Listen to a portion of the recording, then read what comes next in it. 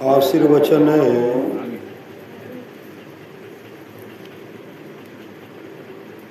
हम लोग जो सत्संग करते हैं, परमाराध्य सदगुरु महाराज हम लोगों को आशीर्वचन है, आशीर्वाद देते हैं। किनको देते हैं? जो सत्संग करते हैं। मैं आपको उपदेश की बात कहने नहीं आया हूँ। उम्र के ख्याल से मैं आशीर्वाद दे सकता हूँ, क्योंकि आप लोगों से मेरी उम्र अधिक है। मैं अपने लिए जो भलाई सोचा हूँ, वही भलाई आप लोगों के लिए भी चाहता हूँ। मैं वर्षों तक सोचा तो दृढ़ हो गया कि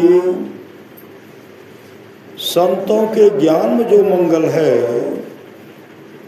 वही असली मंगल है। इस मंगल के लिए भजन सत्संग करते रहें और सदाचार का पालन कर अपने को पवित्र बनाए रखें। सदाचार के पालन में आपको बल मिलेगा और संसार में प्रतिष्ठा होगी। यह प्रतिष्ठा सबसे अधिक प्रतिष्ठा है। जो भजन साधन करते रहेंगे तो उनको खाना, दाना और कपड़ा की कभी कमी नहीं रहेगी। सुख दुख का परवाह नहीं करते हुए भजन साधन करते रहना चाहिए। मैं ईश्वर से प्रार्थना करता हूँ कि आप लोग सुखी रहें। किनको आशीर्वाद दिए? जो सत्संग में आते हैं, सत्संग करते हैं, कराते हैं, सुनते हैं। श्री सदगुरु कराते भी हैं, करते भी हैं और सुनते भी हैं। उनको गुरुदेव आशीर्वाद देते हैं। मैं ईश्वर से प्रार्थना करता हूं कि आप लोग सुखी रहें।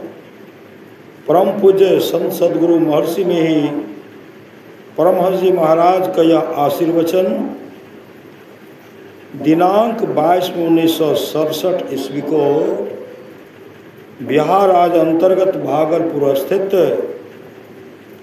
महर्षि में आश्रम कुप्पा घाट में हुआ था। श्री सदगुरु महाराज की जय। बंदो गुरुपद कंज कृपा सिंधु नरोपरि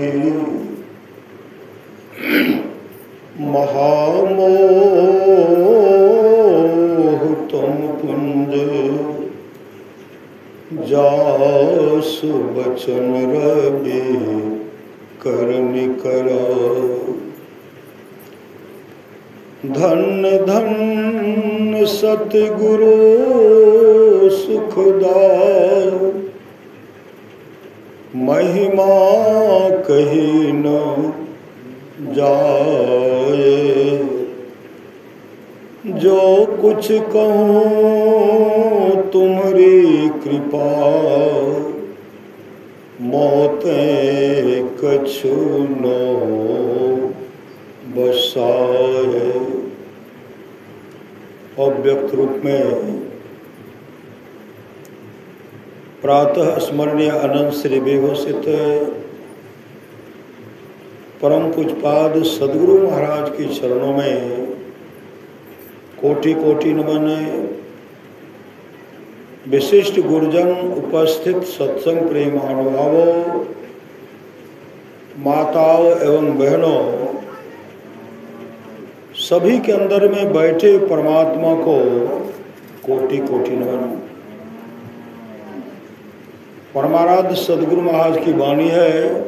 श्री सदगुरु परमाराध्य सदगुरु महाराज की वाणी है, थोड़ा सा भी सत्संग करो तो बड़ा लाभ होता है। जितना लाभ की बहुत धन के मिलने, बहुत विद्या के पढ़ने से नहीं होता, उतना लाभ सत्संग से होता है। नित्य नियमित ढंग से सत्संग करो, सत्संग से खाली कोई मत रहो। अभी अमृत की वर्षा हुई, अध्यात्म ग्रंथ का सार ज्ञान कह दिया। जिसको याद रहा उसको अमृत मिला, जिसको याद नहीं रहा उसने अमृत को खो दिया। आप लोग जानते होंगे, सच्ची घटना है। अयोध्या जी में सत्संग का आयोजन रखा गया था, सत्संग का। अयोध्या जी में सत्संग का आयोजन रखा गया था। उसमें गुरुदेव का पदार्पण होने वाला था। गुरुदेव का पदार्पण हुआ और उस समय, उससे पहले, उस समय में भी सूर्य में इतनी ताप, सूर्य का गर्मी इतना था ना कि पक्षी सब जो वृक्ष पर बैठते थे ना, वहीं से झुलस करके गिर जाते थे, झुलस करके गिर जाते थे। ऐसे लगता था कि शरीर में आग लग गया, झुलस करके गिर गए। पूरा दुर्भिक्ष कहिए, अकाल हो गया था। वहां के लोग काफी परेशान थे, उस नगरी के क्षेत्र के लोग काफी परेशान थे, वर्षा नहीं होती थी। जैसे गुरुदेव का पदार्पण हुआ, गुरुदेव के भक्त सब शिष्य सब तो पहुंच गए, लेकिन अयोध्या में जो वह मंडलेश्वर सब थे, संत सब जो थे ना, भगवान राम को जो मानने वाले थे, एक भी नहीं आए, नहीं आए। क्यों नहीं आए? जाएंगे तो झुलस जाएंगे ना। सूर्य में काफी ताप है, हम लोग जाएंगे नहीं। और किनके सत्संग में जाएंगे? मनुष्य का सुनने के लिए जाएंगे। सिर्फ सत्संगी सब गए थे। गुरुदेव, जय गुरुदेव का जैसे मंचा, गुरुदेव जैसे मंचासीन होते हैं तो सब आग्रह करते हैं, सब भक्त, सब बुजुर्ग। यहाँ के जो महामंडलेश्वर सब है ना, वो सत्संग में आना नहीं चाहते, वो आना नहीं चाहते। कहा क्यों?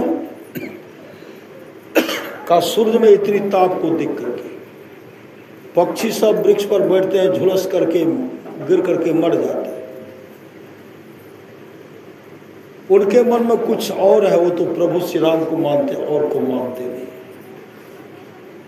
हुजूर, अगर मौसम ठंडा हो जाता, वर्षा होती ना, तो बहुत अच्छा हो जाता है। तो गुरुदेव कहते, देखिए,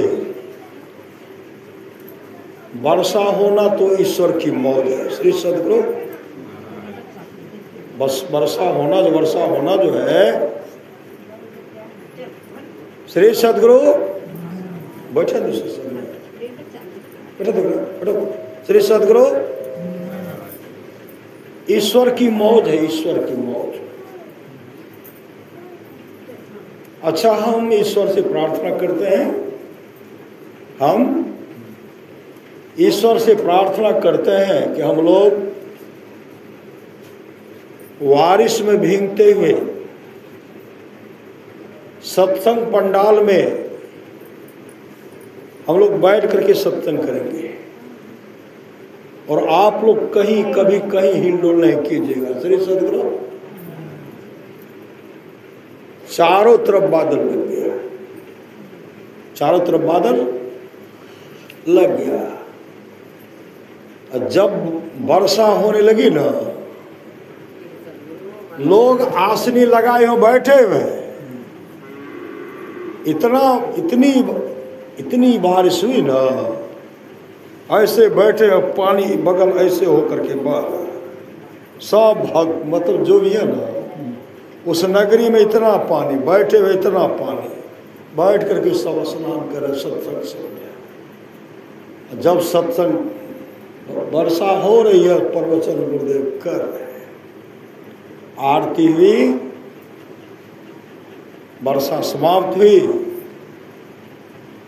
दूसरे दिन के सत्संग में कहीं जगह नहीं मिला बैठने के लिए। श्री सद्गुरु इतने महामंडलेश्वर सब, इतने संत समाये ना, और एक स्वर में कहते हैं ये साधारण नहीं, ये तो साक्षात परमात्मा है, प्रभु के अवतार है। श्री सद्गुरु प्रभु के अवतार है, प्रभु के अवतार है, और साक्षात तो प्रभु के अवतार हैं। श्री सद्गुरु ये साक्षात परमात्मा।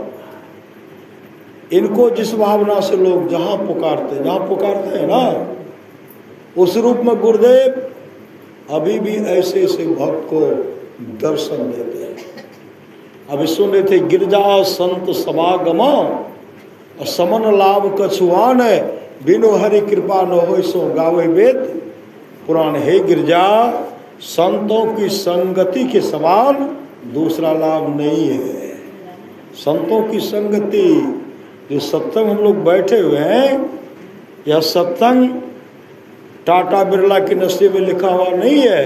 यह सत्संग किनके हिस्सा में, किनके झोले में, किनके भाग में? जो गुरु के दुलारे हैं, जो गुरु के प्यारे हैं, उसी के हिस्सा, उसी के भाग में यह सत्संग लिखा है। अभी मंदिर बना हुआ है, सत्संग मंदिर। मंदिर में कौन कौन भाग लेते हैं? श्री सद्गुरु कौन कौन भाग लेंगे? चाबी किनको मिलेगा? बिछावन कौन बिछाएंगे? माइक में कौन बोलेंगे? श्री सद्गुरु। और कौन कहेगी कि सत्संग भारत से आविया? रास्ते फिरते, चलते फिरते, चलो सत्संग बुला करके लेके जाते। कौन जाते हैं? कौन कहते, कौन जाते हैं? जो गुरु के बहुत बड़े दुलारे हैं, गुरु के बहुत बड़े प्यारे हैं, वही कहते भी हैं और करते भी हैं और करवाते भी। श्री सद्गुरु इसलिए अधिकार मिला। श्री सद्गुरु शरीर है तब न अधिकार है, तब न पूछ है, और शरीर नहीं रहेगा तब कोई पूछने वाला होगा? गुरुदेव की वाणी है, जहाँ रहना नहीं है, जहाँ रहना नहीं हो, हम लोग सारी व्यवस्था करते हैं। जहाँ जाना निश्चित है, उस घर का पता नहीं है, उस घर का पते नहीं है। गुरुदेव ने कहा, मैं एकदम मोक्ष नहीं चाहता। मैं बार बार आऊँगा, तब तक आऊँगा जब तक मैं अपने सारे शिष्यों को मोक्ष नहीं दिला दूँ। अंदेशा किस बात की? लोग दौड़ करके चले जाते, कहते हैं जा दादी खाए ले, चाची खाए, माँ खाए ले, नहीं स्तुति छूट जाए तब। श्री सद्गुरु स्तुति छूट जाए, दौड़ लगाते तो किनका स्तुति? संत सद्गुरु का स्तुति। सत्संग छूट जेते हमरा, श्री सद्गुरु कौन देंगे? जो बहुत बड़े भाग्यशाली है। सत्संग में कौन आएंगे? जो गुरु के दुलारे हैं। भगवान शिव ने कहा, सत्संगति दुर्लभ संसारा, निमिष दंड भरी एको बारा। रामचरितमानस माया, मति की रति गति भूत भलाई, जब जही जतन जहाँ जही पाई, सो जानब सत्संग प्रभावों, लोकों वेदनो अनुपाओ। ये तमाम चीज़ें आज तक जिस किसी को प्राप्त हुआ है, सत्संग के प्रभाव से जानना चाहिए। लोक और वेद में इसके मिलने का दूसरा कोई उपाय नहीं। आप लोग जानते होंगे, परम पूज्यपाद सतलोकवासी सिरधर स्वामी सिरधर दास महाराज जिनके लिए गुरुदेव कहते हैं हम में सिरधर्म में कोई अंतर, हम में और सिरधर्म में कोई अंतर नहीं है। जब सिरधर व गुरु महाराज से भजन भेद दीक्षित हुए न, गांव के लोग उनका विरोध करने लगे।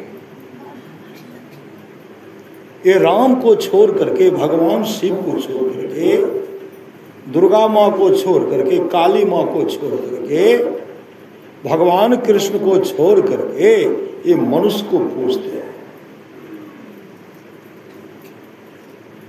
जय जय जय हनुमान गोसाई कृपा करो गुरुदेव को नहीं परवे नहीं करते, रामायण को नहीं पढ़ते। अब वो तो क्या क्या क्या नहीं पढ़ते थे,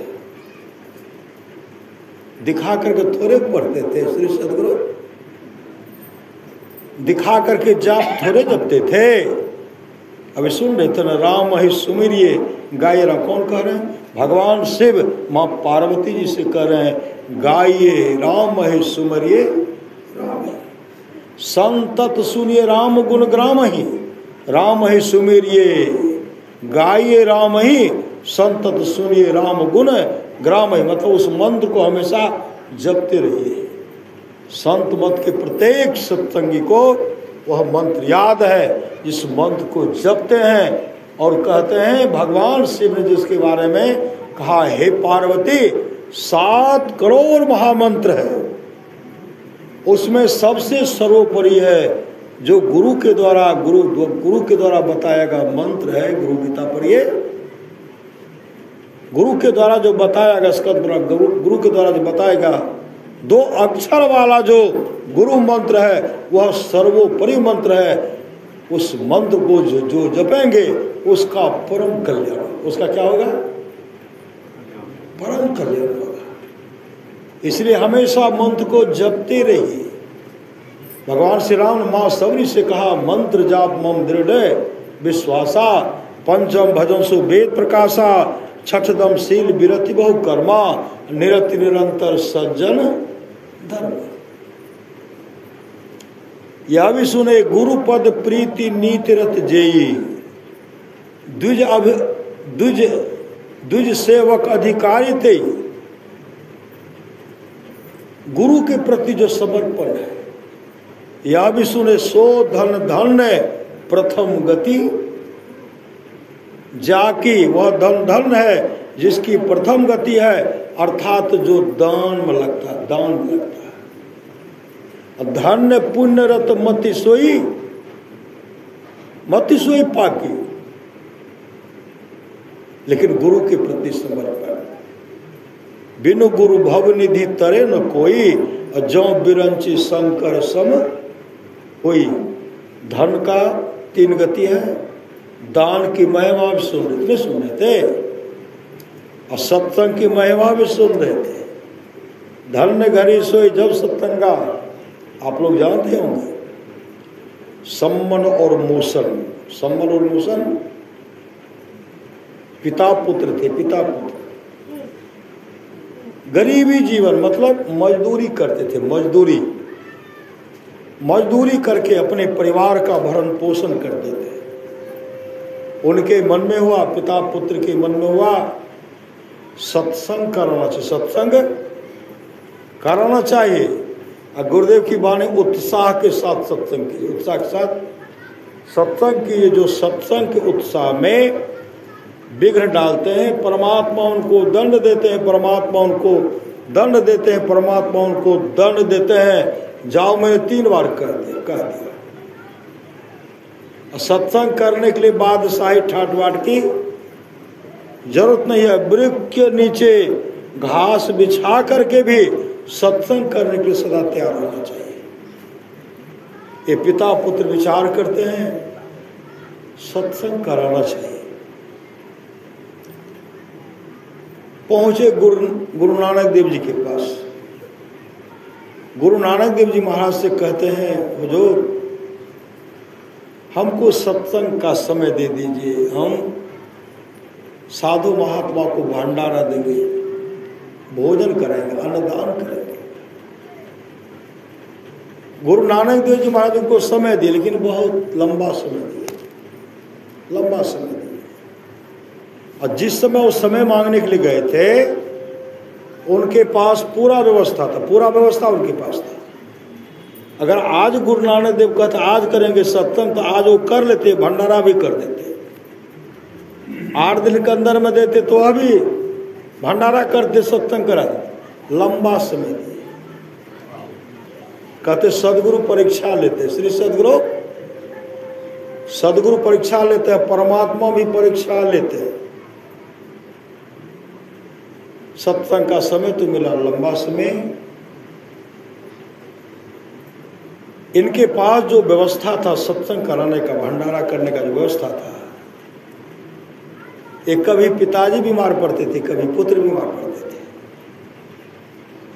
100 रुपया जो था इलाजे में समाप्त हो गया।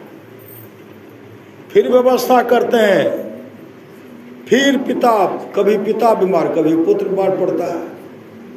धीरे धीरे 100 रुपया सट गया और समय आ गया नजदीक। अब परसों सत्संग है, श्री सदगुरु परसों सत्संग है, तो व्यवस्था है नहीं। बीमारी से उठे हुए हैं, कमजोर है।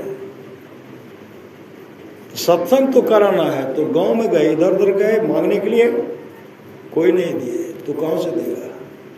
वो कहते थे मजदूरी करके आपको दे दूंगा, मेहनत मजदूरी करूंगा, आपको वापस कर दूंगा।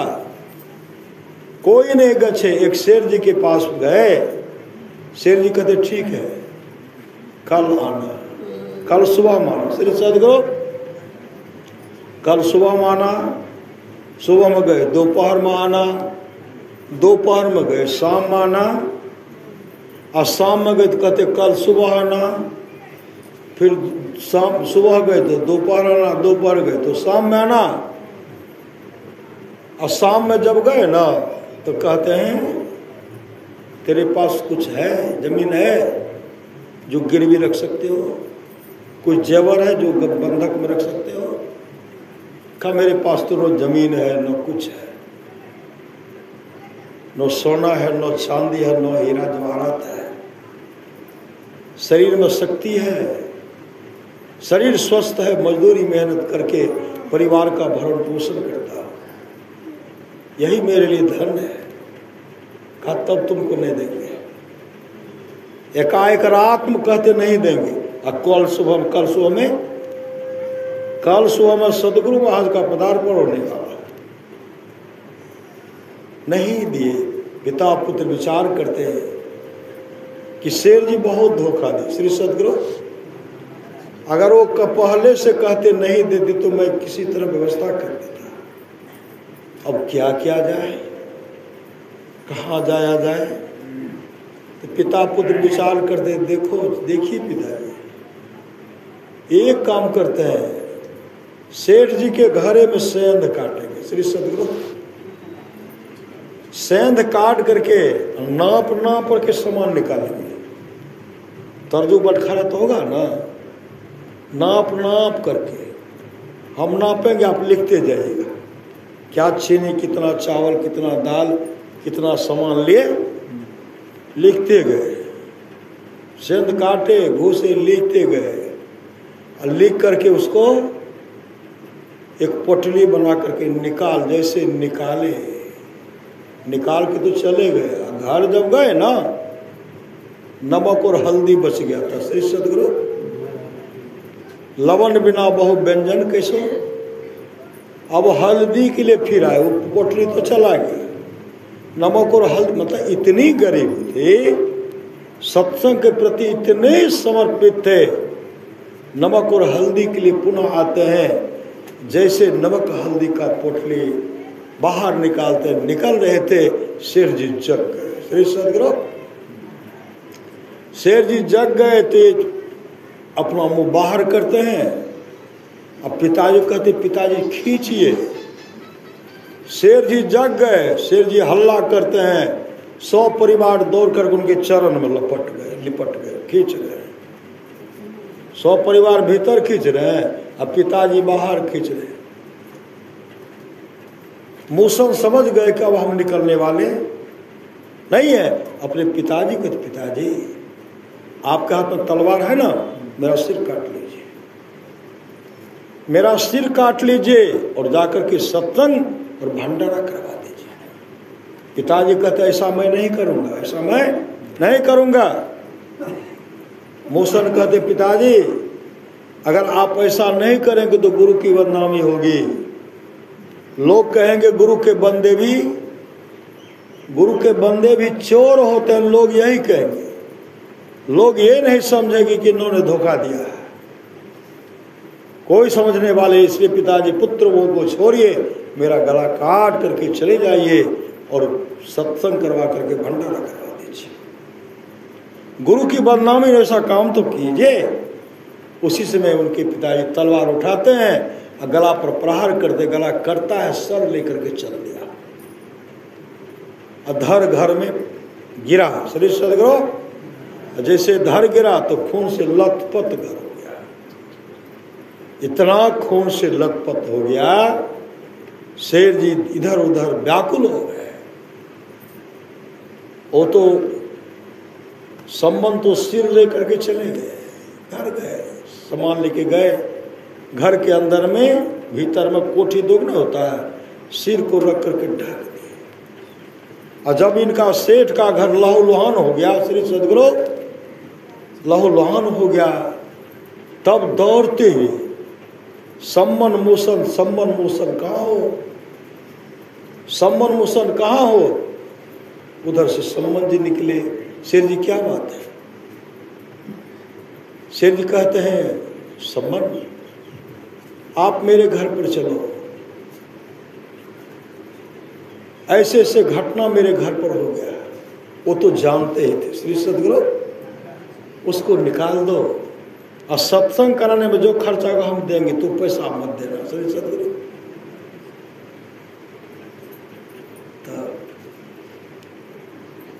शरीर को उठाते, कंधे पर उठाते हैं, लेके चल दिए, अपने घर में रखे। सर और धर को एक जगह रख करके चादर ऊपर ओढ़ा दी। जो भी सामान था सत्संग के लिए लेकर के आए, और जो लिए थे उनको वापस न करना है। श्री सदगुरु जो लिए पटरी अलग है, चोरी वाला पटरी अलग है। श्री सदगुरु उसमें खर्चा नहीं किए, शेर जी जो दिए उसी को, मतलब सब साधु महात्मा को सत्संग करा करके भंडारा बन रहा है। भंडारा बन करके तैयार हो गया, सत्संग समाप्त हो गया, बिछावन लगाया गया और सबको पत्तल दिया गया। पत्तल जब दिया गया तो गुरु नानक देव जी महाराज कहते हैं सम्मन मोसन को नहीं दे। मोसन कहाँ चला गया? मोसन के लिए पत्तल लगा, तो अपने लिए लगाओ। सम्मन करते गुरुदेव हम बाद में खा लेंगे, अभी नहीं खाने नहीं लगाओ, अपने लिए और मोसन के लिए लगाओ। पत्तल पर परोसा गया। गुरु नानक देव जी महाराज कहते मोसन को बुलाओ, मोसन को बुलाओ। जब तक मोसन नहीं आएगा तब तक हम लोग भी नहीं खाएंगे। इस तरह जो गुरु नानक देव जी महाराज कहते हैं, उसी समय सम्मन कहते गुरुदेव मोसन तो बहुत दूर चला गया। श्री सदगुरु मोसन तो बहुत दूर चला गया। हम जीवन पर्यंत मोसन को पुकारते रहेंगे, चीखते चिल्लाते रहेंगे, मेरी आवाज मोसन के कानों तक नहीं जाएगी। और आप जब पुकारेंगे तो मोसन सुनेंगे और मोसन जरूर आएंगे। उसी समय कहते हैं मोसन, मोसन कहाँ हो? मोसन आओ। अरे भोजन का पत्तल लगा हुआ, भोजन परोसा चला गया, आकर के खाओ, आओ आओ मोसन आओ।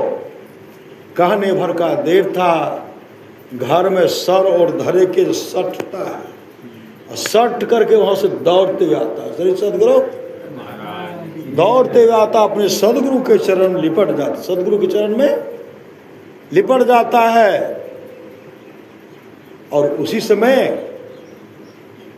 गुरु नानक देव जी महाराज जा रहे मोसन, जा रहे सम्मन, तो सत्संग के लिए अपना जान तक दे दिया। तेरा कीर्ति हमेशा यश फैलता रहेगा, यश फैलता रहेगा। इस धरती पर बराबर सत्संग होता रहेगा। और कहीं न कहीं तुम्हारा हमेशा चर्चा चलता रहेगा। और जानते हैं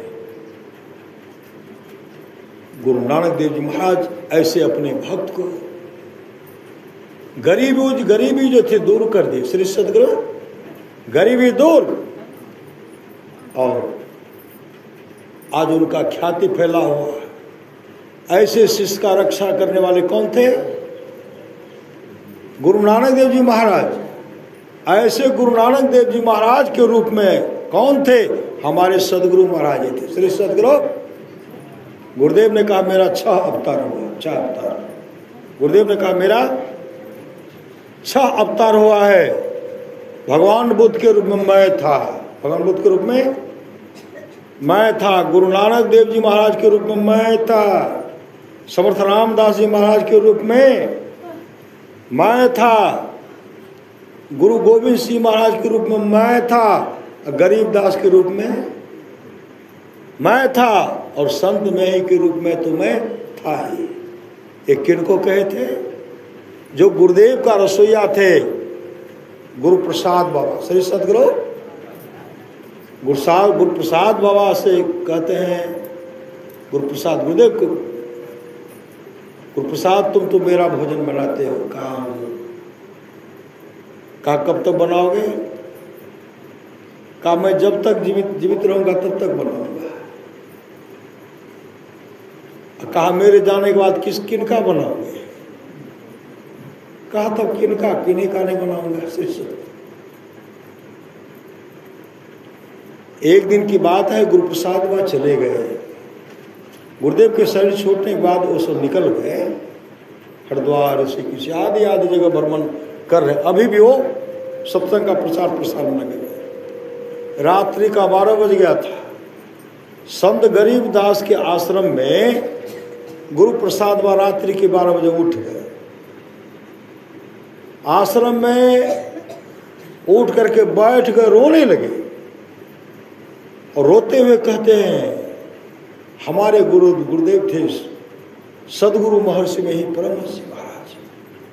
हम अपने गुरु का भोजन बनाते थे, गुरु के चरण में गुरु के सानिध्य में रहते थे। गुरुदेव संसार से चल बसे तो हम कहाँ से कहाँ भटक रहे हैं, कहाँ से कहाँ भटक रहे हैं।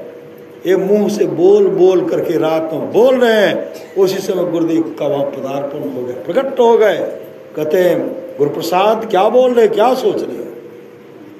अरे मेरा 6 अवतार हुआ है जो आप लोग को बताया। भगवान बुद्ध के रूप में मैं था, गुरु नानक देव जी महाराज के रूप में मैं था, समर्थ रामदास जी महाराज के रूप में मैं था, गुरु गोविंद सिंह महाराज के रूप में मैं था, गरीबदास के रूप में मैं था। इस रूप में तो मैं था ही। तू कहीं दूसरे का सेवा नहीं कर रहा, तू मेरा सेवक, मेरा सेवा कर रहा। गुरुदेव उनको दर्शन देते। गुरु पद प्रीति नीत रत जेय द्विज सेवक अधि कारी तेई राम कथा के तेई अधिकारी जिनके सत्संगति अति प्यारी। मतलब जिसको जीवन में मिला सत्संग है उसको हर घड़ी आनंद ही आनंद है। आप लोग जानते होंगे समर्थ रामदास जी महाराज को। समर्थ रामदास जी महाराज भगवान राम उनके सामने प्रकट हो जाते थे, हनुमान जी प्रकट हो जाते थे, आदि देवी देवता उनके सामने प्रकट हो जाते थे।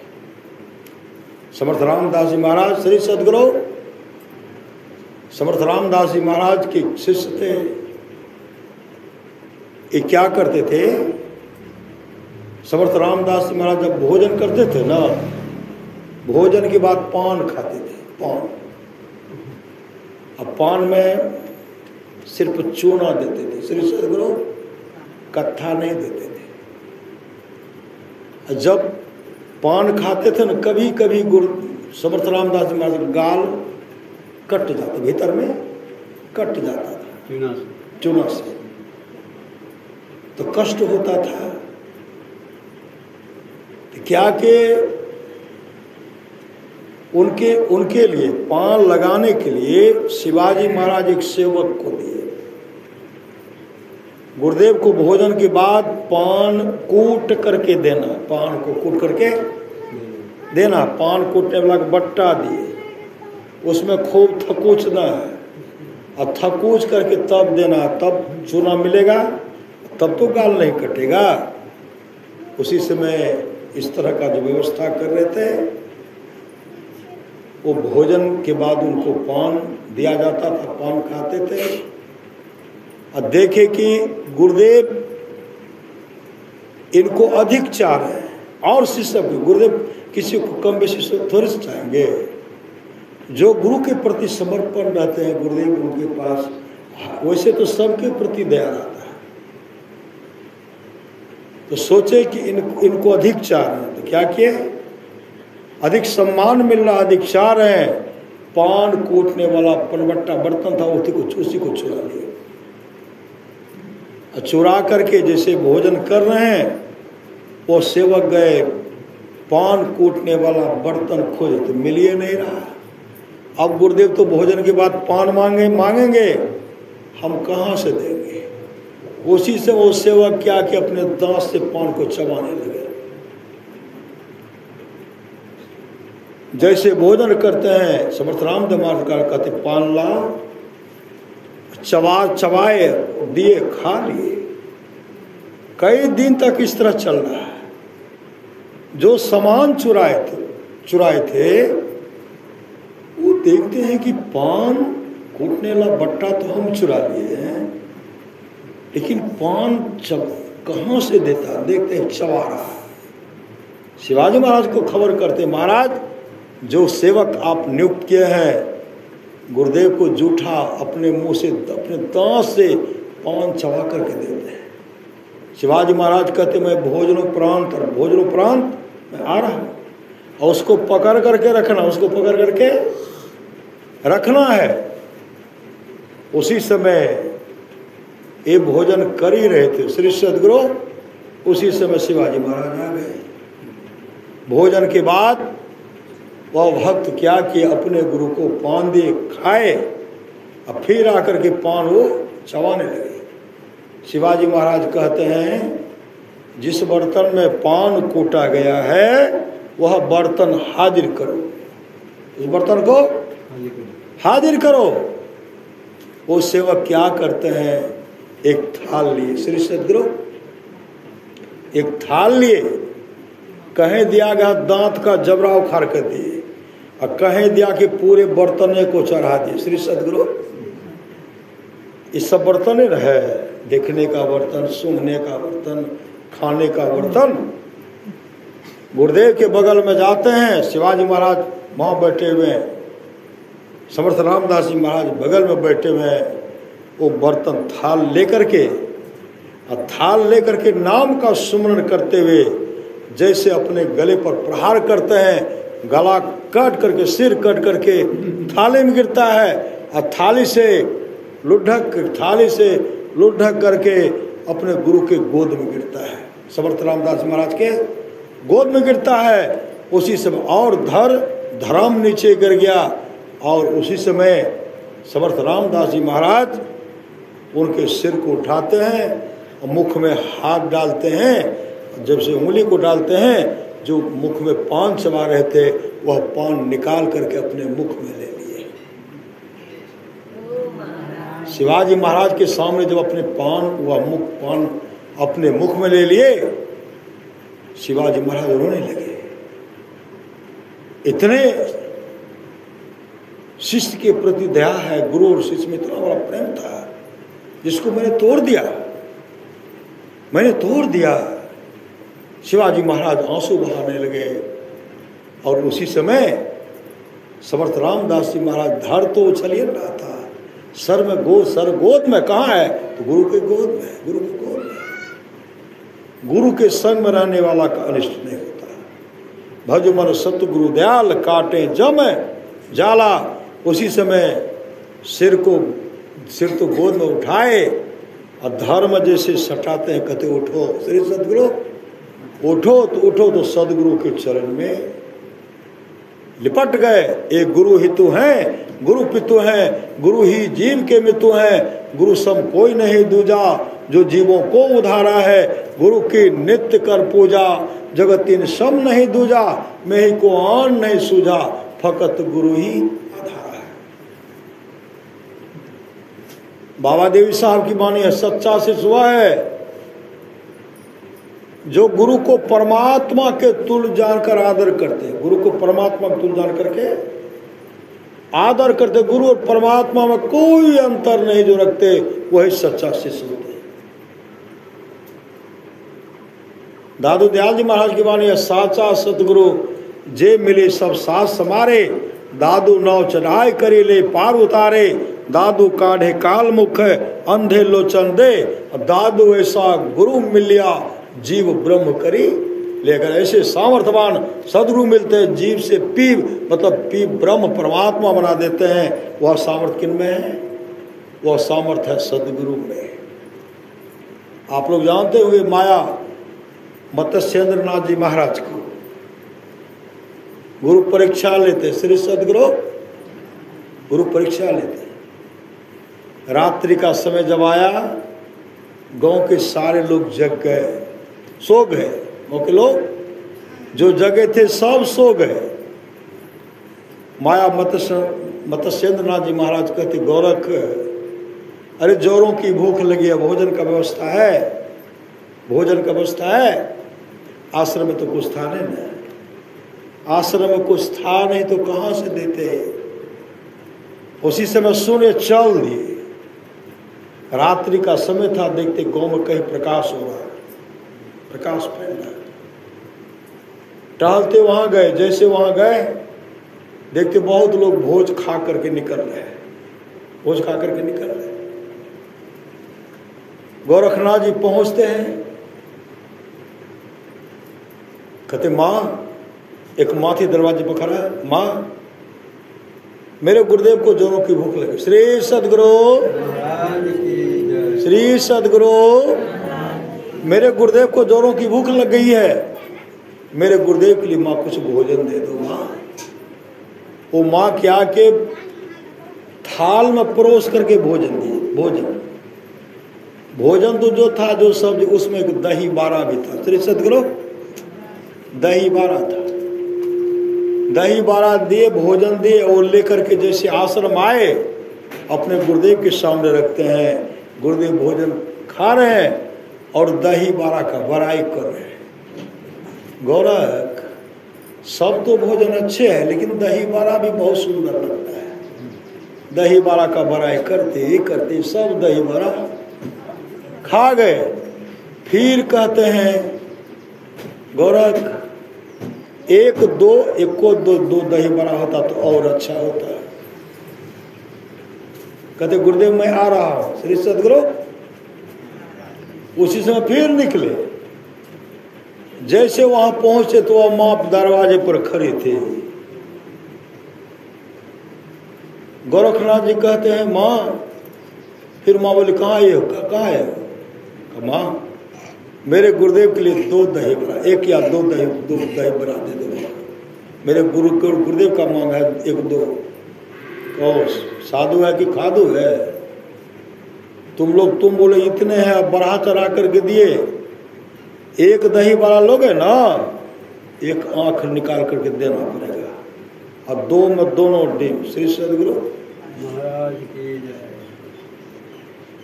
1 लोग 1 निकालो।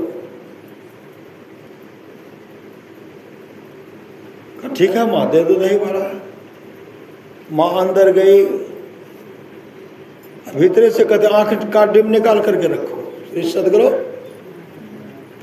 उंगली घुसा करके आंख का डिम निकाल दिए।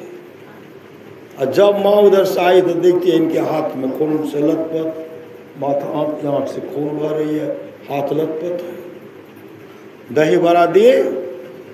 उस दृश्य को देख करके वह माँ भाग गई घर। माँ घर भाग गई। गोरखनाथ जी खड़े, माँ अरे आँख का डिम तो ले लो, आँख का डिम तो ले लो। उसी से अंदर से माँ बोली, साधु बाबा मैं अपने कहे पर पश्चाताप कर रही हूँ, मैं अपने कहे पर पश्चाताप कर रही हूँ। आप जाइए, मुझे आँख का डिम नहीं चाहिए। उसी समय क्या कि उस पर पट्टी बांध लिए, पट्टी बांधे, एक हाथ में दही मारा, दूसरे हाथ में आग का टिम। जैसे गुरुदेव के पास पहुंचे श्री सद्गुरु, जैसे गुरुदेव के पास पहुंचे, दही बारा जैसे रखते हैं, दही बारा सामने देते हैं और देखते पट्टी, पट्टी का मेरे तेरे माथे में पट्टी, हाथ में खून लग, बताओ क्या हो गया। कहा गुरुदेव कोई बात, कहा नहीं नहीं, इसके बारे में सच सच बताओ। श्री सद्गुरु गोरखनाथ जी कहते गुरुदेव जब मैं पुनः वहां गया ना, एक दही बारा जब मांग किया तो वह मां ने कहा एक आंख का डिम देना पड़ेगा। मैं तो आंख का डिम निकाल लिया, मां दही बारा दे, लेकिन आंख का डिम लिया नहीं।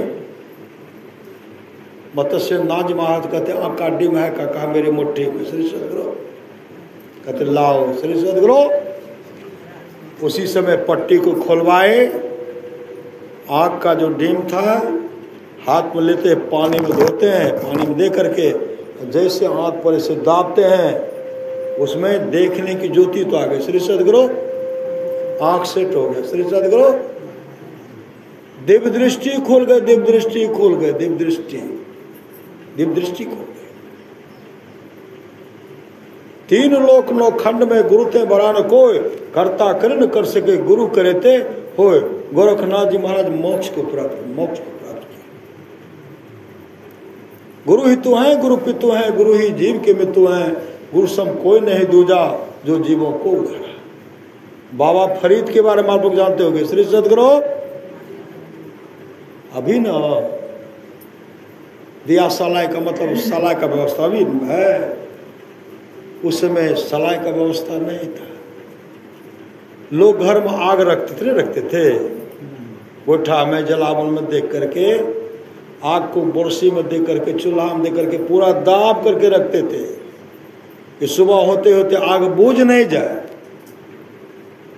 एकाएक गुरुदेव कहते हैं मेरे लिए आग का व्यवस्था करो, गर्म पानी पीना, आग का व्यवस्था करो, अग्नि का सेवन भी करना, आग का व्यवस्था करो। उसी समय बाबा फरीद निकल गए, एक ऐसे घर पर गए ना, कहा मुझे आग चाहिए, आग चाहिए। आग लोगे ना तो एक आग का डिम देना पड़ेगा। श्री सद्गुरु परीक्षा देखिए, आग का डिम देना पड़ेगा। कहा ठीक है। जब तक वो आग लाते हैं तब तक आग का डिम निकाल दिए।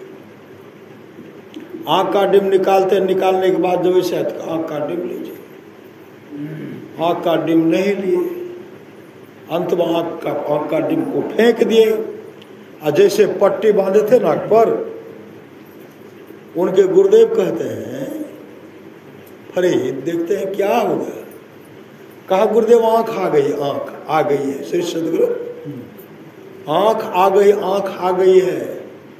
का खोलो तो पट्टी जब खोलते हैं ना, ऐसे हाथ देते हैं, आंख आ गई। श्री सद्गुरु आंख आ गई। पहले तो कहा आंख नहीं उठे छे। श्री सद्गुरु आंख आ गई है।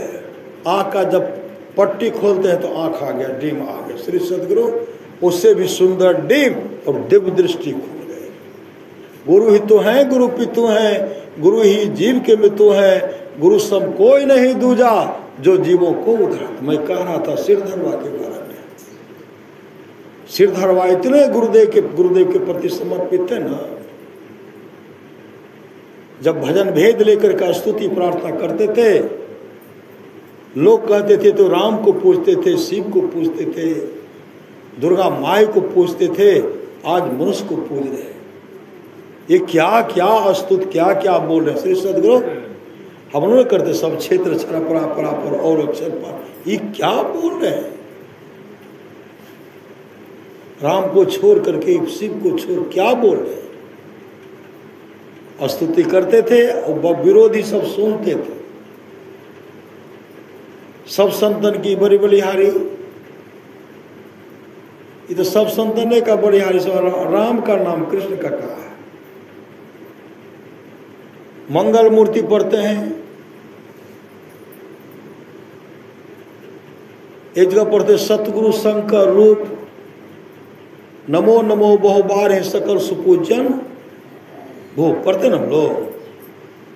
और अव्यक्त अनादि अनंत जादि मूल परमात्म जो ध्वनि प्रथम असुर पराधरा जिनसे कह स्फोट सो हाय स्फोट वही उद्गीत वही ब्रह्मनाद शब्द ब्रह्म ओम वही अति मधुर पुनर्धार वही है परमात्म प्रतीक वही प्रभु का ध्वन्यात्मक नाम वही है सार शब्द सत शब्द वही है सचेतन अव्यक्त वही व्यक्तों में व्यापक नाम वही है सर्वव्यापनी ध्वनि राम। राम का तो लय छे श्री सदगुरु है सर्वव्यापनी ध्वनि राम वही सर्व कर सक हरि कृष्ण नाम कथि कृष्ण का नाम ले छे। ब्रह्मो जी के नाम ला रहा छे आदि आदि ले छे।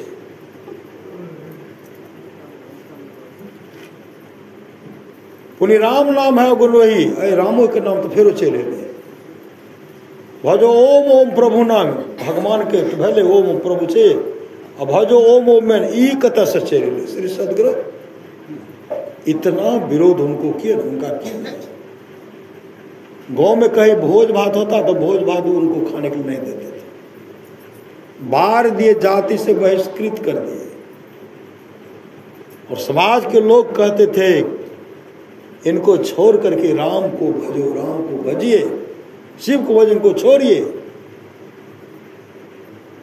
महापुरुष की वाणी है गुरु गुरुदेव पर गुरु हितु हैं गुरु पितु हैं गुरु ही जीव के मितु हैं गुरु सम कोई नहीं दूजा जो जीवों को उधारा है गुरु की नित्य कर पूजा जगत तीन सम नहीं दूजा। मैं ही को आन नहीं सुझा भगत गुरु या धारा है। गुरुदेव की वाणी है जो राम जो गुरु देंगे वही राम दे सकेंगे, जो गुरु नहीं देंगे वो राम कभी नहीं दे सकेंगे। वो जब अपने गांव में सत्संग का आयोजन रखे ना श्रीधर बाबा श्री सदगुरु श्रीधर बाबा जब सत्संग का आयोजन रखे दूर दूर से सत्संगी सब आए और जो सब विरोधी सब बैठ करके एक जगह ताश खेलते थे शतरंज खेलते थे। शतरंज खेल रहे हैं गुटखा मतलब खैनी खा रहे हैं पान चबा रहे हैं पिक थूक रहे हैं खैनी खा करके रास्ता को गंदा कर रहे हैं। एक भी नहीं आया एक को नहीं आया श्री सदगुरु एक भी नहीं आया। गुरुदेव का पदार्पण हुआ सत्संग में कोई नहीं आए। श्री सदगुरु अपराह्न कालीन सत्संग के बाद गुरुदेव कुर्सी पर बैठे हुए थे। श्री सदगुरु गुरुदेव कुर्सी पर बैठे हुए थे। सिरधर वो आए चरण लिपट गए रो रहे चरण पकड़ करके रो रहे कह रहे हुजूर के उबानी या चरितार्थ भाई थे सतगुरु शंकर। सतगुरु शंकर ही होते हैं सतगुरु शंकर तो हुजूर के उबानी या चरितार्थ भाई थे सतगुरु शंकर और बोल भी रहे हैं आंसू गुरुदेव के चरण पर गिर रहा है। गुरुदेव सिरधरवा को देखते हैं सिरधरवा गुरुदेव के चरण को देखते हैं। संध्याकालीन का समय हो गया गुरुदेव उठे मंच पर चले गए। मंच श्री सदगुरु मंच पर गए पूरे तमाम लोग सत्संगी सब आ गए थे। जैसे मंच पर गए तो जो एक नंबर का विरोधी थे ना वो मन में विचार किए थे कि उधर देखेंगे नहीं मतलब मनुष्य को क्या देखेंगे हम तो राम को देखेंगे शिव को देखेंगे उधर उनको क्या देखेंगे। लोटा लेकर के जा रहे थे पंडाल को ने दूसरे मुंह फेरे हुए जा रहे थे और रुकेंगे भी नहीं लगा कोई वहां पकड़ करके खड़ा किया उनको अल्लाह का ऐसे मूरी को पकड़ करके घुमाए पंडाल को जब घुमाते हैं देखते सिंहासन पर भगवान शिव बैठे श्री सदगुरु गए गुरुदेव श्री सदगुरु भगवान शिव बैठे हुए उनको साक्षात भगवान शिव का दर्शन हुआ जो एक नंबर का विरोधी था। अब पूरे गांव में दौड़ पड़े, चलो चलो। देखियो सिरधर जी के द्वार पर, मंच पर, मतलब सिंहासन पर भगवान साक्षात भगवान शिव बैसल छथिन, बैसल। पूरे गांव के लोग को, विरोधी सबको बुला करके लाए, और सब देख रहे मंच पर भगवान शिव बैठे हुए हैं।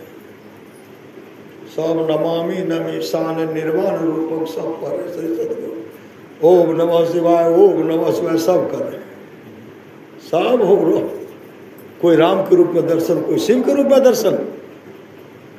जिनकी रही भावना जैसी प्रभु मूर्ति देखे तीन तैसी, जो जिनको मानने वाले थे गुरुदेव उन तमाम को उन रूप में उनको दर्शन दिए।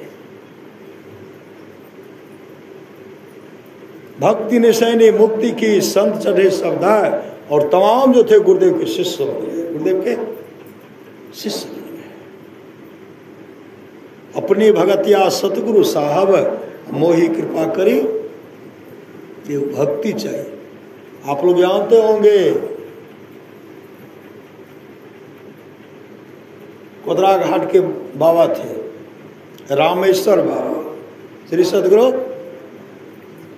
रामेश्वर बाबा के पिताजी भगत नहीं होता, भगत उसमें था भगत, मानते भगत भगत भगत पर गोसे सवार होता नहीं आता है, श्री सतगुरु भगत। रामेश्वर बाबा कहते थे अपने पिताजी से, श्री सतगुरु बाबू हो की कह छो, भजन भेद लाल, दीक्षा लाल केकरा से लबो, कल के हमारे गुरु महाराज से लाल चलो न हो, कल के नहीं हमारा देखो हमारे कते पनियार सब छे, हमें भगवान देखो हमारा सब भक्ता हम गोसे हमरा पावे छे, हमें इधर नहीं जेबो, हमरा पर सब देवी देवता आवे से हो। कल के बाबा के तैयो अत, लेकिन तो भजन भेद लाल सबटा कहे बाबा प्रचार कर से गुरु करना चाहिए, और बाबे के बाप नहीं रहने से भजन भेद, श्री सतगुरु बाबे के पिताजी नहीं लेके सब लोग ना बोले चलो न नहीं, हमें सतगुरु नहीं पढ़ो। एक जगह भगत हो रहा था, कई दिन से हो रहा था, और जब सुसार लगने का समय आना, जब तक सुसार नहीं है, पनियार सब गा रहे हैं, एको देवता नहीं आए। श्री सतगुरु सुबह से लेकर के दोपहर एको देवता नहीं आए, झाल मृदंग पीटते पीटते थक गए।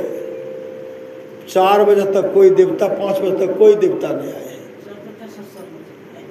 सिर्फ कोई देवता नहीं आए। सब क्या करते पनियार सब करके आप तो जाना तो काम जाना। श्री सतगुरु भगत को क्या कहते, तो जाना सुसार जना लगबो, भोरे से के भूखल छी ढाटल छी, सुसार लगते तब भोजन, हमरा से नहीं तो चल दियो घर, सब चल दिए घर में जा करके खाए।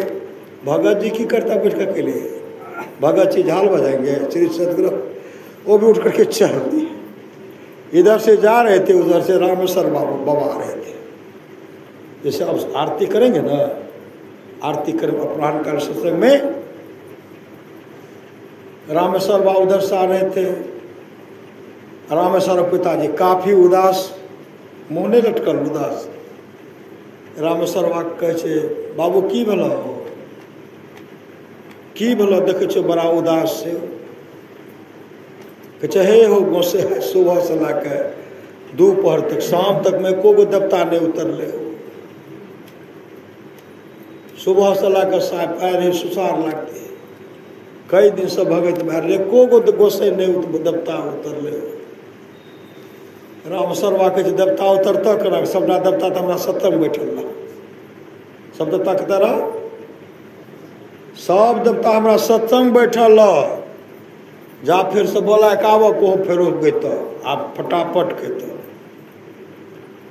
रामेश्वर बाबा के पिताजी खुश हो गए, सबका चलो चलो हमार गोसे करके सबटा देवता हमारा सत्संग बैठल, ओकरा सत्संग बैठल, हमरा से कहलकै चलो न हमर गोसाई कहलकै हो, अपना पुत्र को गोसाइए कहते थे। तब सब आए जैसे भगे शुरू करते ना, जो देवता थे फटाफट आए तो पूछे रहे कते एते देर से कते रो भोरे से जब हमारा भूखली जान मार दिलो, कते रहो? कल के भोरो रहिए सत्संगे में श्री सदगुरु, भोरो रहिए सत्संगे में, अभियो सत्संगे में रहियो। रामेश्वर बा के पिताजी को इतना विश्वास हो गया, मेरा पुत्र साधारण नहीं, मेरा पुत्र साधारण नहीं है। और उसी समय जब वहां से सुसाग लग गया, तब कहते हे हो गोसे चलो हमरा भजन भेज दिला दे, चलो कुप्पा घाट चलो न हो, हमरा भजन भेज दिला दे लो। रामेश्वर बा के बाबू भीतर रात से भी थोड़े जेबो करना कते जेबो।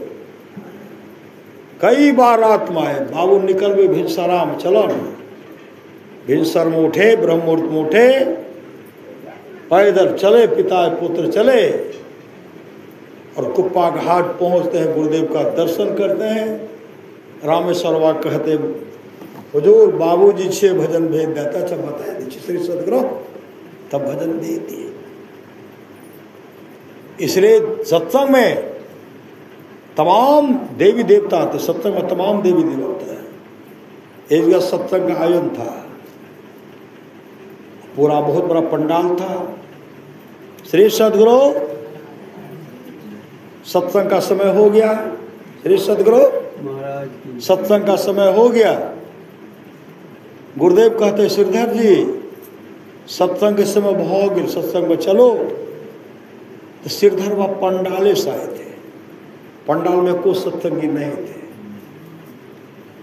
कहते हुजूर अभी 6 घंटा विलम्ब से जेती है, नहीं सब समय भो गए चलो।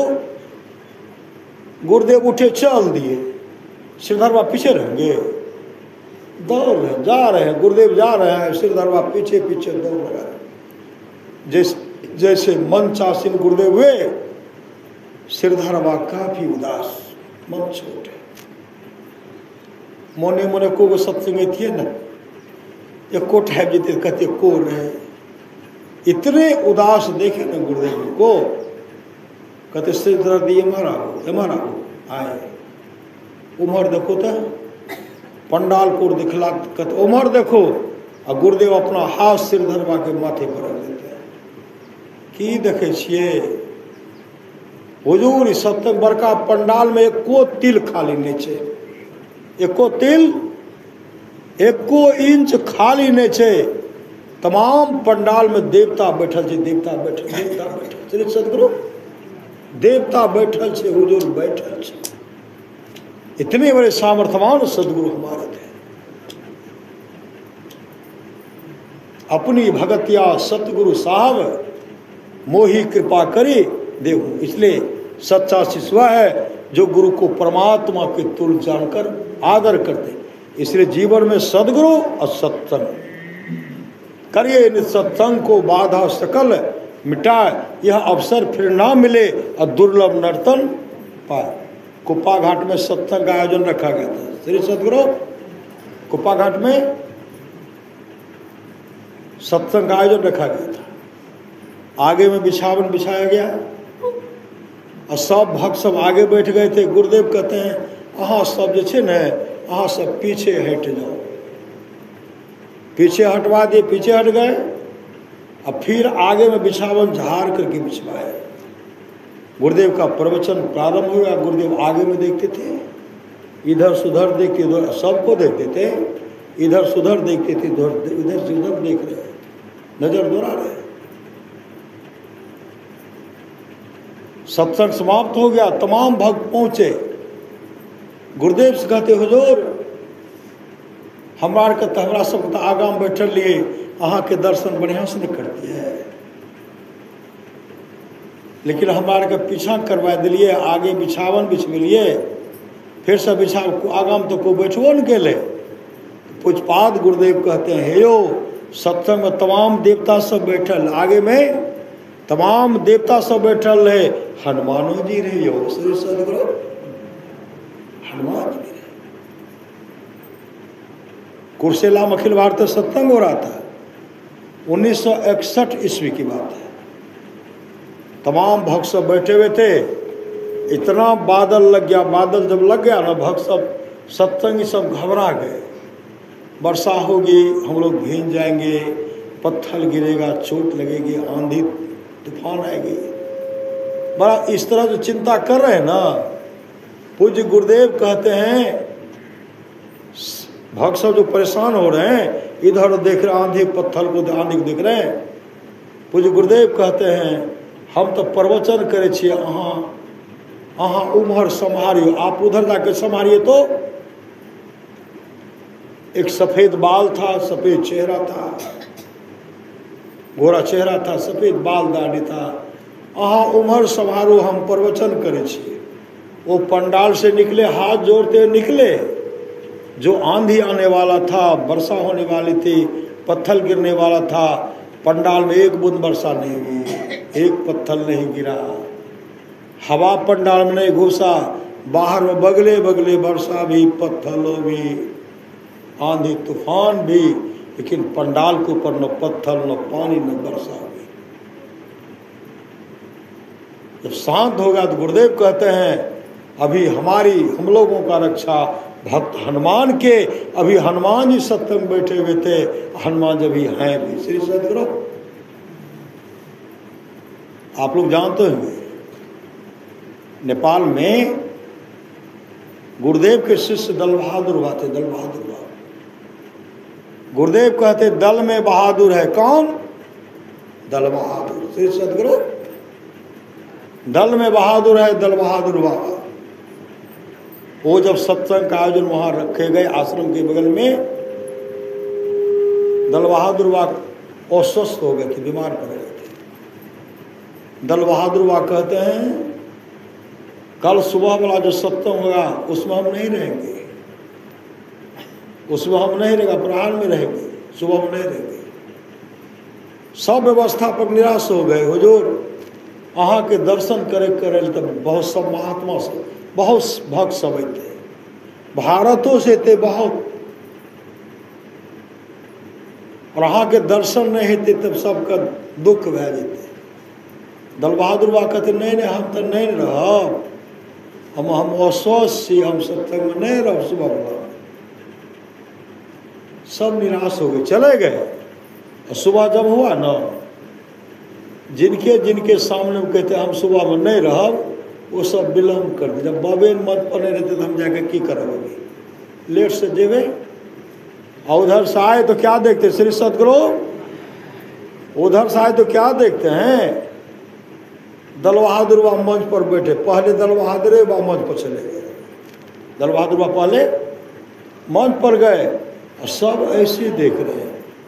मन में सोच रहे बाबा कल के हम नहीं जेबे, बाबो झूठ बोले छे, बाबा कल के हम मंच पर नहीं जेबे, हे बाबा बैठल छे। ये मन के सबके बात, मन के बात को जान रहे, सबके मन के बात को जान रहे।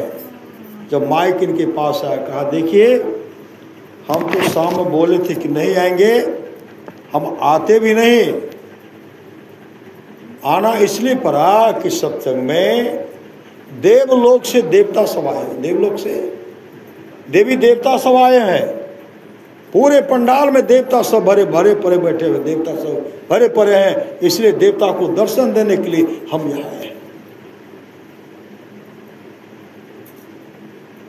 इसलिए गुरु की नित्य कर पूजा, जगत इन सम नहीं दूजा, मैं ही को आन नहीं सूझा, फकत गुरु ही आधार। गुरुदेव की वाणी है, जिसके आसपास में सत्संग हो, वहाँ के लोग घर में बैठे रहे, सत्संग में नहीं आवे, नहीं जाए, तो समझिए ऐसे लोगों का भाग संस्कार बहुत गिरा हुआ है। अमर मुनि का उपदेश है 100 काम को छोड़ करके स्नान करना चाहिए, 1000 काम को छोड़ करके भोजन करना चाहिए, भोजन कर लीजिए। श्री सदगुरु 1,00,000 काम को छोड़ करके सत्संग करना चाहिए, और करोड़ों काम को छोड़ करके भजन भेद लन दीक्षा लन अभी नहीं लेवे हमें तो भला बाक माने श्री सदगुरु अभी बहुत काम बाकी है अभी बहुत काम अभी हम नहीं ले और जिस काम को करने के लिए वही काम को पीछे कर वह काम कर लीजिए। मकान अधूरा पड़ा हुआ तो पुत्र पूरा करेंगे नहीं करेंगे पोता बना लेंगे। आने वाले पीढ़ी वंशज के लोग उस मकान को बना करके सजा देंगे। और यह परमात्मा के द्वारा जो कर्ज में नर्तन मिला उसको तू बिसरा गया। सूद का जिक्र क्या मूलधन भी खो गया। धर्म की डिग्री हुई कालकुर की आएगी जिंदगी अधम तेरी नीलाम कर ली जाएगी। अगर आपके जीवन में सदगुरु नहीं है हाथ में हथकरिया लगावे कमर में रसरिया हो आगू पीछू जम लेने जाए जम कुटते हुए लेके जाएंगे। और जो भजन भेद लेंगे सप्तांग नित्य और ध्यान नित्य करेंगे उनके लिए देवदूत आएंगे। देवदूत आए हैं सो जाएंगे। राजा रंग फकीर एक सिंहासन चढ़ी चले एक बंधे जात जंजीर। जंजीर में क्यों कौन जाएंगे?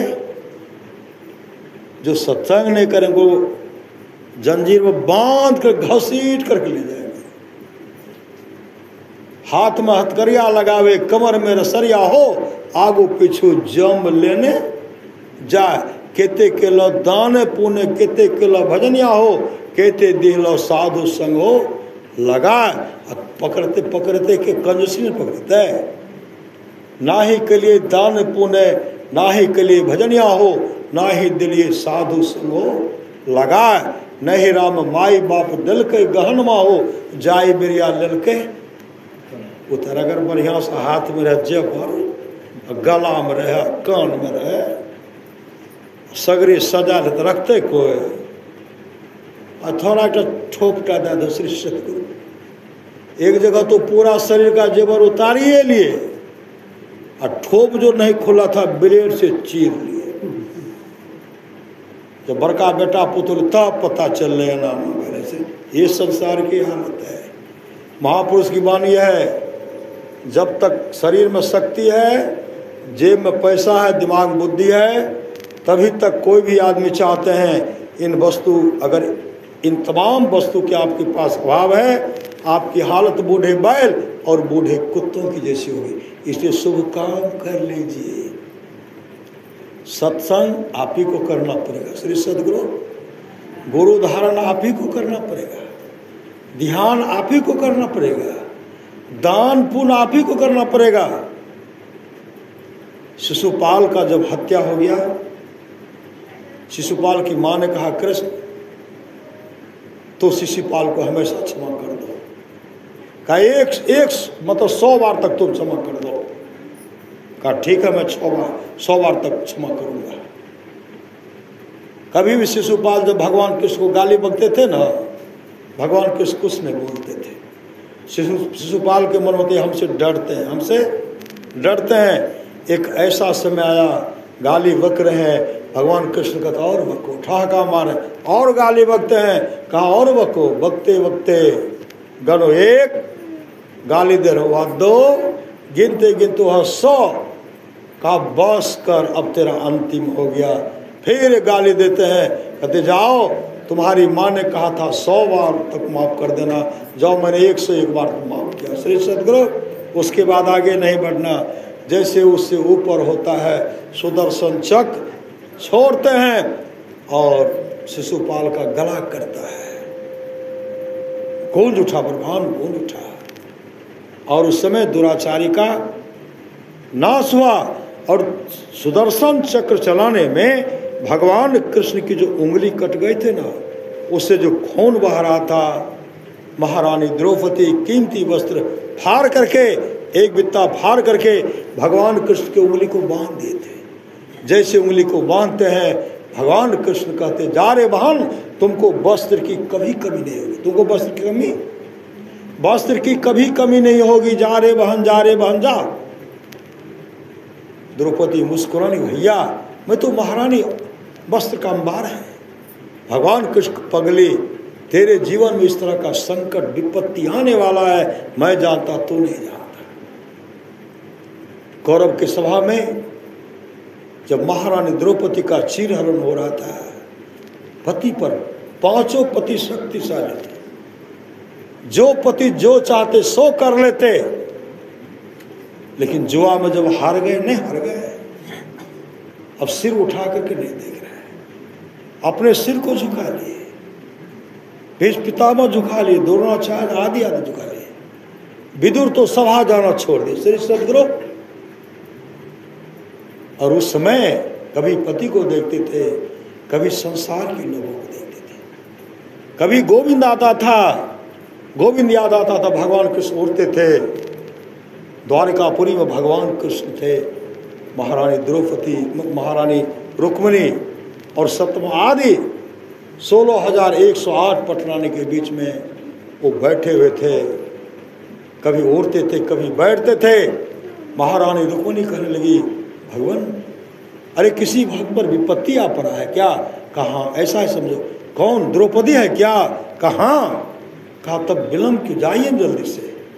कहा जाने के लिए तो उड़ता हूँ, जब संसार के लोगों पर भरोसा करने लगते हैं तब मैं बैठ जाता हूँ। उसी से माँ रुक्मिणी वहाँ से हस्तिनापुर आई, महारानी द्रौपदी के कान पर मक्खी के रूप में बैठकर भनभनाते हुए कहती है, अरे द्रौपदी, अरे गोविंद को भजो, गोविंद को भजो, गोविंद को भजो।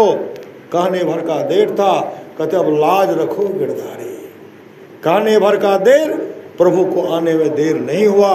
दुशासन चीर खींचते खींचते थक गए, कहते जहाँ न जाए रवि तहाँ जाए कवि। आज कवि का कलम भी रुक गया, सारी बिछ नारी है कि नारी सारी है, दान के तुमका रक्षा की।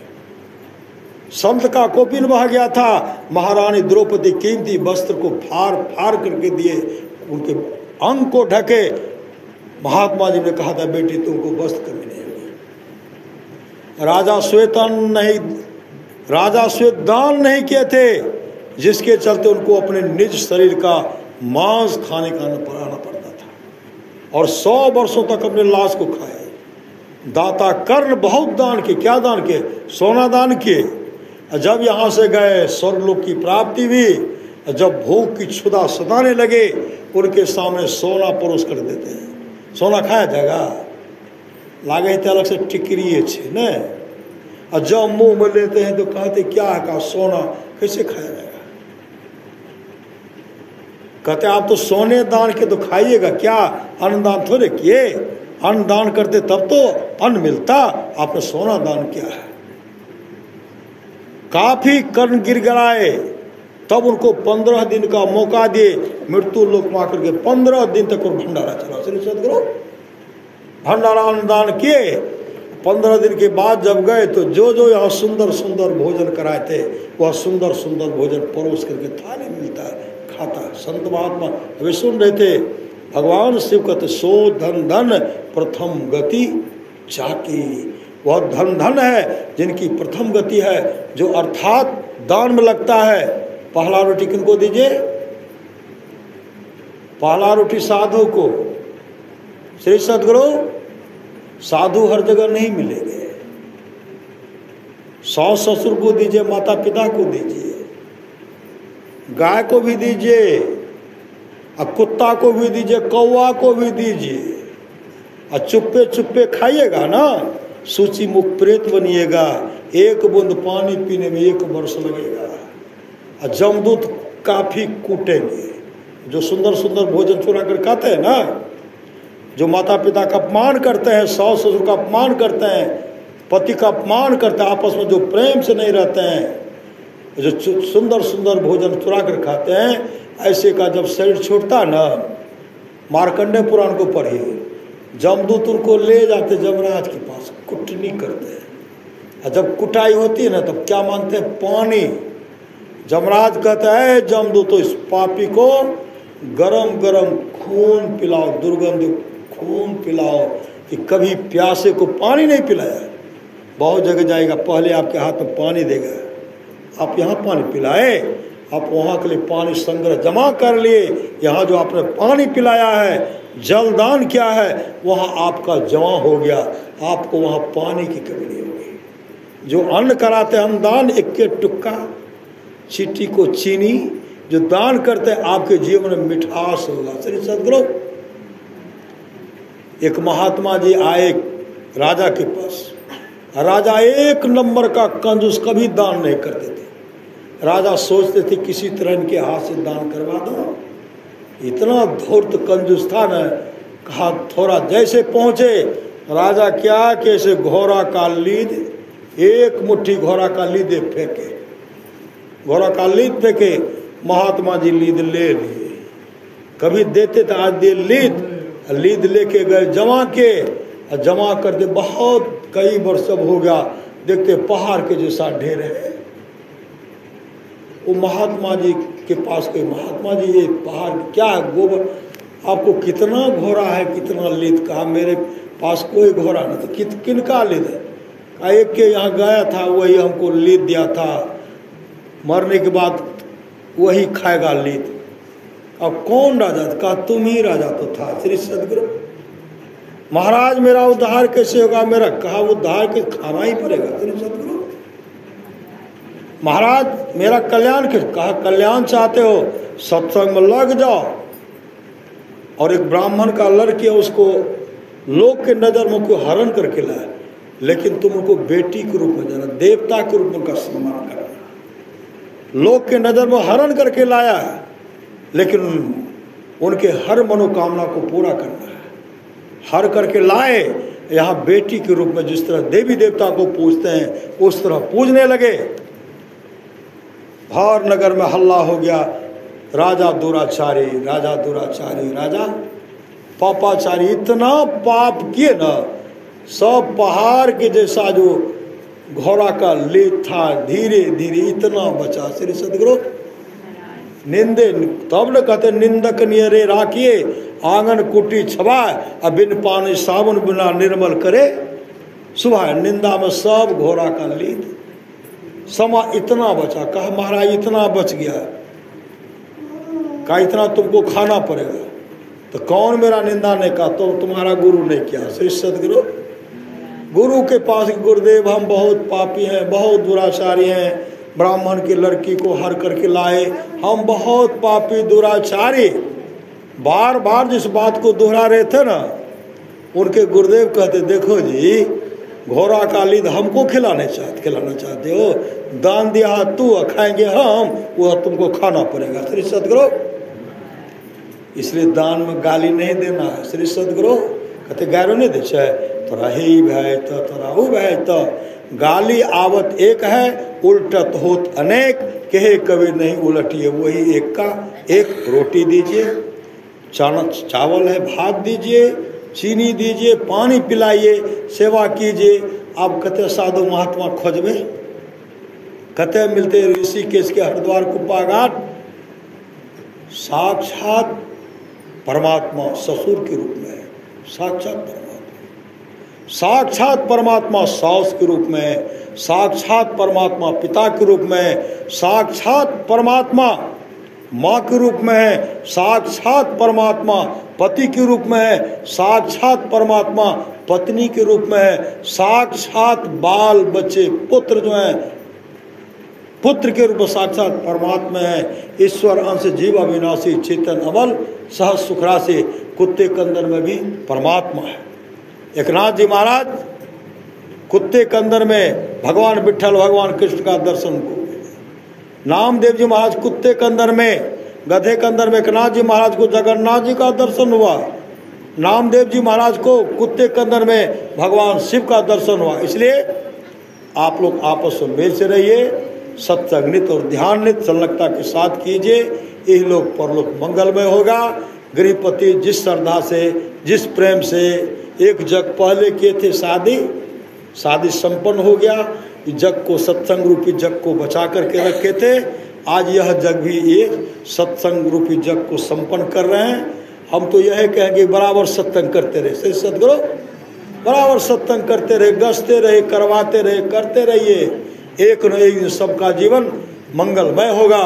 भगवान कृष्ण की वाणी निष्पाप उद्धव जी, कोई कितना भी अश्वमेध जग कर ले, कृष्ण चंद्रायन आदि आदि व्रत कर ले, उसके द्वारा में सुलभता से प्राप्त नहीं होता। बस एक सत्संग ऐसा जरिया है, जिसके द्वारा सुलभता से प्राप्त हो जाता, उस भक्त के वश में हो जाता और उस भक्त का परम कल्याण हो जाता। परमाराष्ट्र महाराज की वाणी है, थोड़ा सा भी सत्संग करो। ये जो एक बूंद जो हम लोग पानी सह लेंगे श्री सदगुरु, अगर सत्संग में एक बूंद वर्षा हो जाए श्री सदगुरु, जग के उपरांत में अगर वर्षा है छे ने, कहे भगवान इंद्र खुश भए छे। सत्संग में अगर सत्संग भए रहे छे, बूंद भए जाए तो भगवान देवी देवता प्रसन्न भए छे, ओकरा चिंता नहीं, डूबे नहीं पड़ते। श्री सदगुरु सस्ते में सौदा पड़ते, एक बूंद दे पर जहिना अले कि समुद्र के उपडूब सब बच जेबे। श्री सदगुरु इसलिए कहते हैं भगवान परमाराष्ट्र महाराज की वाणी, थोड़ा सा भी सत्संग करो, बड़ा लाभ होता है। जितना लाभ की बहुत धन के मिलने, बहुत विद्या के पढ़ने से होता, उतना लाभ सत्संग से होता है। नित्य नियमित ढंग से सत्संग करो, सत्संग से खाली कोई मत रहो। अभी अमृत की वर्षा हुई, अध्यात्म ग्रंथ का सार ज्ञान कह दिया। जिसको याद रहा उसको अमृत मिला, जिसको याद नहीं रहा उसने अमृत को खुद याद क्या रहा। सत्संग नित्य और ध्यान नित्य संलग्नता के साथ कीजिए। अपने जीवन के बागों को संत सतगुरु के हवाले कीजिए। दान भी कीजिए, अन्नदान कीजिए, वस्त्र दान कीजिए, आदि आदि दान करते हैं।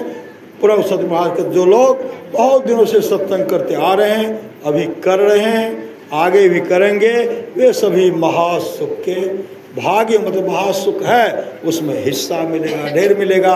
श्री सद्गुरु महाराज की जय।